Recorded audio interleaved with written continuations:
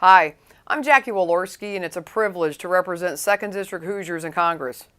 As you know, Congress has been vigorously debating a continuing resolution to pass a sensible spending bill and prevent a government shutdown.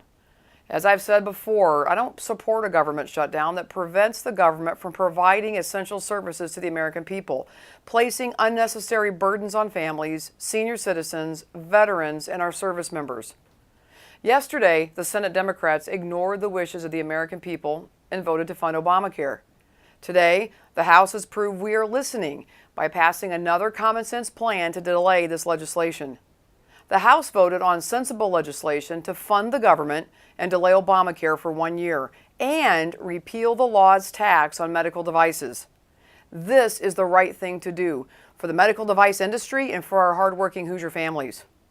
I've been contacted by Hoosiers all over the district about the impact of Obamacare, especially the medical device tax. Since passage of the medical device tax, over 10,000 job losses have been announced nationwide, including hundreds in our own backyard. As more time goes on, families are reporting increased premiums and reduced employment hours that are making it even harder to pay the bills and to find work. An Indiana orthopedic device manufacturer describes this tax as counterproductive, ill-conceived, and targeting an industry where the U.S. still enjoys global leadership. The government should be the champion of small business and start-up high-tech U.S. companies and not create obstacles to their existence. An employee from Medtronic that lives in our district wrote to me stating this, quote, "The impact of the tax will result in possible downsizing and cutbacks," end quote, for his company.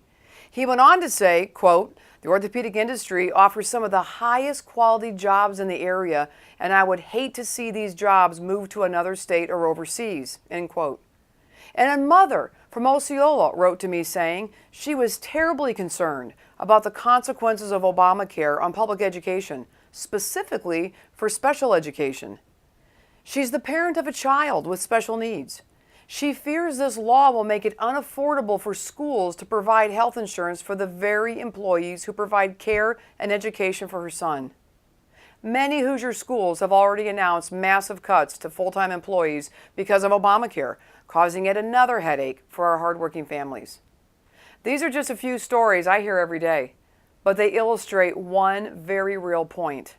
Obamacare is hurting our families. I strongly support today's vote to keep the government running, delay Obamacare, and strike the medical device tax. Please know the House will continue our efforts to chip away at this health care law. With the Senate's support, we have a chance to prove that Congress can put partisan bickering aside and work together on behalf of the American people. It's time for the Senate to act before September 30th.